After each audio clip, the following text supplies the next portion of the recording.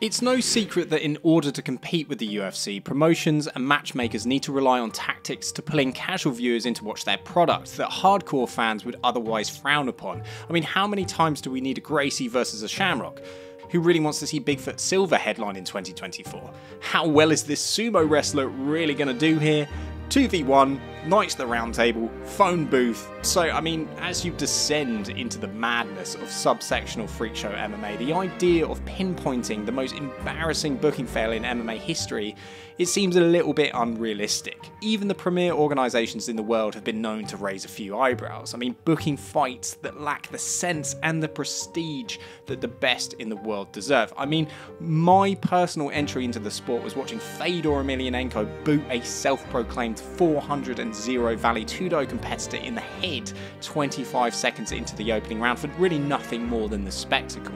So with that being said, surely Tito Ortiz making his Bellator debut against Alexander Shlemenko back in 2014 doesn't sit as the most nonsensical, star-destroying and frankly embarrassing booking that professional mixed martial arts has ever seen, does it? Well, today I'd like to tell you a little story.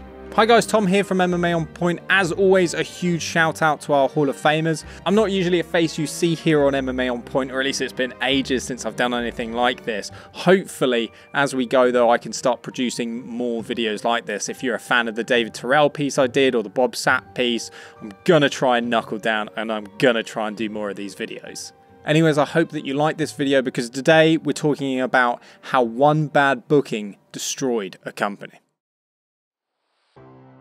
2009 was a big year for the UFC. Major competitors of the organisation had failed to be sustainable, clearing the way for Dana to take full market control of the sport. The who's who of MMA talent were iron gripped in the stronghold of the UFC, and the future looked absolutely bright for them. And for anyone new to enter the industry, the cards were really heavily stacked against them. But for Bjorn Rebney, a lawyer who cut his teeth arranging deals for fighters like Oscar De La Hoya and co-created Sugar Ray Leonard's boxing promotion, he still saw a gap.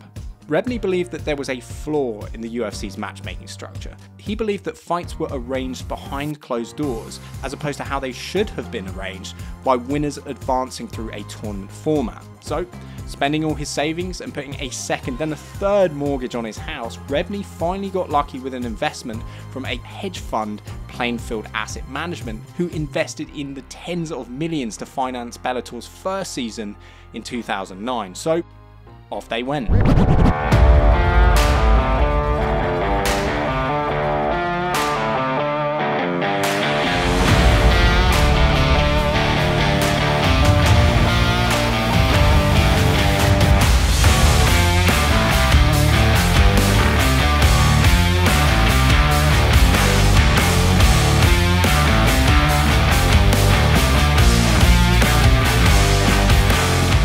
Ladies and gentlemen, this is the start of the first round of the Bellator Fighting Championships Lightweight Single Elimination Tournament. Again, the fighters control their own destiny. No matchmakers really involved in the process. You win, you move on. BFC Bellator Fighting Championship and the tournament series, headlined by Jorge Masvidal and featuring Eddie Alvarez, kicked off on April 3rd of 2009 on regional ESPN and concluded on June 19th after a 12-week run, naming Joe Soto its featherweight champion, Eddie Alvarez its lightweight champion, Lyman Good its welterweight champion, and Hector Lombard as its middleweight champion. At the time, Hector Lombard's middleweight tournament win highlighted the legitimacy of his CFC win streak, and finally fans began to take notice, and Bellator renewed for a second season, this time being picked up by Fox Sports Net. Throughout its 2010 season, names like Ben Askren, Pat Curran and Joe Warren emerged as dominant tournament winners that began to build Bellator's legacy, and amongst those names of Season 2 winners was the new middleweight tournament winner, Russian competitor Alexander Shlemenko. Shlemenko entered the Bellator tournament with a record of 35 wins and 6 losses, and was known for the domination of one-night tournaments in Russia, and was slowly being likened as a middleweight Fedor, stoic and unsuspecting before viciously knocking out his opponents. And for his tournament win, Shlemenko was matched up with a prime Lombard for the title, a fight that saw him take an inhuman amount of damage from the biggest puncher the division had ever seen. Round number 5 of this Bellator World Middleweight title bout. Shlemenko, nice combination from the Russian. Sprawl that time by Shlemenko. Knee by Alexander Shlemenko. The end of the bout. He did take a decision loss that night, but the loss would take Shlemenko on a trajectory to cement his name as one of the best middleweight champions in Bellator history. So following this loss to Lombard, Shlemenko would kick off his 2011 with a one-punch KO that was the first of 7 fights that year. Alexander Storm Shlemenko!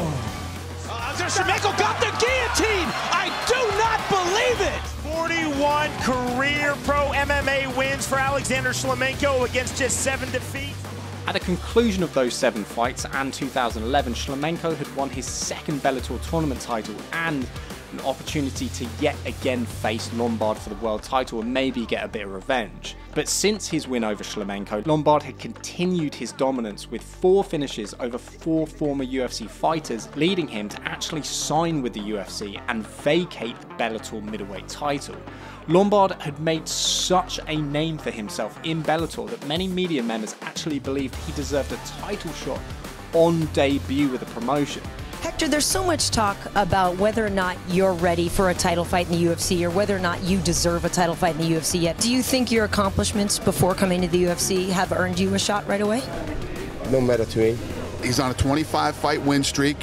He's got knockout power on both hands. He moves forward. He's an exciting fighter, and he fights a lot like Tyson. So, I mean, it was a tough loss for Bellator brass, but what a compliment that one of their champions so soon into a new promotion could be highly regarded so much by the media that the media wanted him to go in straight and fight for the title. So with Lombard out, Shlemenko would take on season 6 middleweight tournament winner Michael Falco. Undeterred from Falco's past, Bellator allowed him to actually thrive in the company, and with 3 wins, his title fight main evented Bellator 88 with Shlemenko. But on the event's conclusion, Shlemenko sent Falco into the ether and out of Bellator for good to start his reign as the 2nd Bellator middleweight champion. And over the next years, Shlemenko would go on to defend that title 3 times and establish his left hook to the body as one of the most dangerous weapons in his arsenal and in the division. Basically, he was on a bit of a roll. At the start of 2014, Shlemenko signed a multi-fight deal with Bellator with Bjorn Rebney stating, "Alexander Shlemenko has been with this organisation since its infancy and has grown into one of the most dominant champions in MMA. And as the biggest name in Russian MMA, he's been the catalyst to the largest TV deal in the history of MMA in Russia. It's an honour to have him fight in this organisation, and I look forward to watching his career continue inside the Bellator cage for years to come." So with Shlemenko becoming a household name for Bellator and having a huge audience in Russia, with his fights being broadcast on R2, Russia's leading sports network, the sky really seemed the limit for Shlemenko's future in middleweight and with the company. Or so we thought. Meanwhile in the UFC, while Shlemenko was making his name in the newly formed Bellator cage, Tito Ortiz was slowly closing out his Hall of Fame career. He was 16, 11 and 1, and Tito had only won 1 fight in his last 9, and on the conclusion of UFC 148, his loss to Forrest Griffin cemented his decision to retire from competitive mixed martial arts. It was no secret that Tito had a contentious relationship with the UFC and Dana White, and upon his retirement, he shifted gears by starting his own management business with longtime friend and attorney George Prajian to continue that battle. They quickly signed up Chris Cyborg, a move that caused a long wait for her eventual arrival in the UFC in 2016, and Dana directly blamed Tito for ruining her career. Good evening, ladies and gentlemen. Of course, I'm Tito Ortiz. Welcome to a press conference for the future of Christina Santos Cyborg. People want to see her in the UFC fight at 135, which is literally impossible for her to happen to make that weight. But the future of her career and fighting career is in my hands. And my hands are as solid around her as possibly, and to make sure the future of her fight career, no matter what, is as successful as possible. No, Tito's working really hard on her career, I can tell you. He's fucking running around doing his own shit. He already fucked her career up. Imagine, seriously, Can you imagine trying to do fucking business with that buffoon? I could go to the fucking zoo, okay? Go over to the fucking monkey cage and have a better interaction, you know, a more intelligent interaction with the monkeys at the zoo than the buffoon. So not exactly a great start for Tito's management career and honestly popularity amongst the fans, clashing with the premier organisation, halting talks and guiding the GOAT of women's MMA at the time out of her contract with them, which they had acquired from the Strikeforce purchase. Cyborg instead signed with Invicta, and Tito realised very quickly that maybe management and retirement wasn't for him. Huge announcement, of course. It's rocked both the wrestling world and the MMA world because it's never happened before where a fighter decided to do both at the same time. King, why? You know, it's been a dream. You know, that's why, and it's a great opportunity, and you know what? I'm doing it. Whose idea was it? Was this a brainchild of yours and the TNA group? Did Bjorn come to you? Was it King's idea? And how did this whole thing materialize on your end? Well, I've been fairly vocal about this for the last couple of years, wanting to do something like this. When Bjorn joined the Spike team, we clicked right away. I brought the idea to him. He loved it. And so hopefully the rest will be history. Luckily for Tito, Viacom's recent purchase of Bellator opened a lot of doors for older athletes looking for more than just an in-cage career.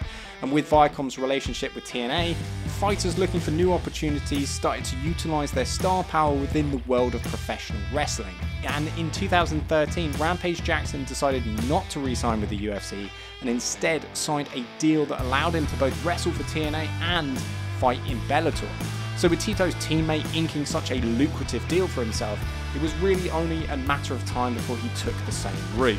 So with Tito and Rampage signed both to a Bellator deal, it only really made sense, didn't it? So the two were matched up for Bellator's first ever pay-per-view, obviously despite the two performing side by side in TNA as partners, which, you know, obviously is putting a massive doubt on how competitive the fight in Bellator was actually going to be. Dana White decided to add his 2 cents by stating, You gotta have a good fight to fucking stay home on a Saturday night and want to pay for it. Neither one of those guys are fucking top 10 ranked fighters. Tito fucking retired. He lost 9 of his last 10 fights, right? Is that what the number is?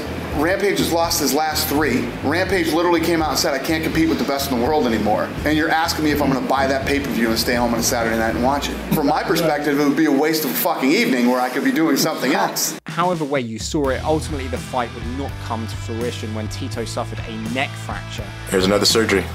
I'll get fusion C5, C6 in my neck. And instead Rampage would face Joey Beltran, with the pay-per-view actually being dissolved back to free TV on Spike TV. Without Tito, they didn't really feel like they could put a pay-per-view on. Which, you know, it's up to you how you decide to take that. You probably could, but there you go. On top of that, for Tito, his neck injury wasn't the only thing that plagued his MMA return. During this time, he was also going through a nasty relationship split from Jenna Jameson, where she accused him of being a drug addict and faking UFC drug tests. The news of that split had actually completely overshadowed any of Tito's career ambitions, and with mounting legal fees, taking a fight really became more of a necessity. And finally, almost after a year of uncertainty, Tito was cleared to fight, and a month later, he was actually booked back onto Bellator's first ever pay-per-view. On the news of Ortiz being cleared to fight, Alexander Shlemenko, who was on a 13-fight win streak, decided this was his opportunity to make more of a name for himself. Tito Ortiz, you say you want to fight May 17th on Bellator's pay-per-view. I will fight you, I will beat you. I know that Tito Ortiz different weight class. I know that Tito Ortiz light heavyweight. This is not problem for me. Bjorn, make this fight for me, because I am champion, I am the best. I will make good fight of the night. Tito was coming off an injury, his personal life was in a wreck, and he hadn't fought in 2 years. And with only a few weeks to jump into a camp, the betting line for a fight between the two had bookmakers list Shlemenko as a -460 favourite, while Ortiz was a +320 underdog. So, with the call-out accepted by Tito, Bellator rushed to book the two. Surely, in the hope that a win for Shlemenko would help push his popularity into new heights and cement Bellator as a promotion with some of the best fighters in the world. Sure, this was no easy task for the Russian. He'd have to give up 30 to 40 pounds in the weight, but the general consensus was this was a lot for the champion moving up in weight. It was reminiscent of the challenges that Anderson Silva took with fights against Forrest Griffin and Stephen Bonner. And for Tito and Bellator, a loss here for the Huntington Beach bad boy wouldn't really be the be-all and end-all. Tito was a legacy signing, meant for spectacle fights. He could easily be rebooked in the future and draw sheerly because of his name. So with a stacked pay-per-view kicking off with the main card debut of Michael Venom Page and culminating with one of the biggest feud of the 2010s, Rampage vs King Mo, Bellator skipped carefree into a self-proclaimed super fight with the innocence and foresight of a winged insect to a funeral pyre. Tito Ortiz taking on Alexander Shlemenko. Bjorn Rebney has stated publicly, Tito loses, that's it, he's done. Well, it all depends on the type of performance Tito Ortiz has on Saturday night. If he comes out and shows that he can be competitive, even if he loses this fight against Alexander Shlemenko, if he comes out, has a great performance, I would be surprised if Bellator released him. But if Shlemenko comes in, starts kicking that body, and Tito collapses, and Shlemenko ends things in, a minute and a half, yeah, I think Tito would have to hang him up. Shlemenko, true to his word, attacking the body. Spinning back fist.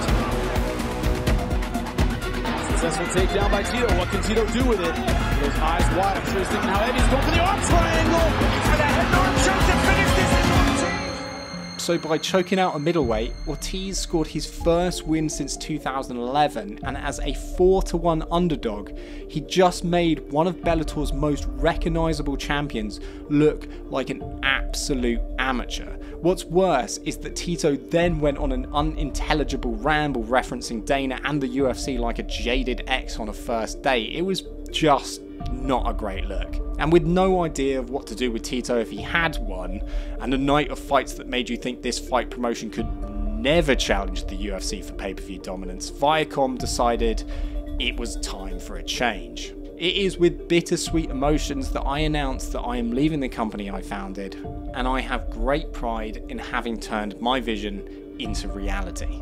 So, Rebney was out and Scott Coker was in. Tito would ultimately be booked back into the circus with a horrifying TNA-esque promo with Stephen Bonner, and under Coker, Bellator would drop its season-long tournament format in early 2015, transitioning into more of a traditional single-fight event hosting main events that might appeal more to the casual fan base. Good God. For Shlemenko, he would actually go on to lose the middleweight title a few months later to Brandon Halsey in an almost identical way to Tito, and although he would fight a couple more times in Bellator, successfully returning with a big win over Melvin Manhoef, it was the beginning of the end for Shlemenko. The win over Manhoef was overturned and he was suspended indefinitely for failing a post-fight drug test with elevated testosterone levels, and the California State Athletic Commission ultimately suspended Shlemenko for an unprecedented 3 years with a $10,000 fine. The man would ultimately return to Russia for the remainder of his career, never achieving the same international success prior to his fight with Tito. It was a complete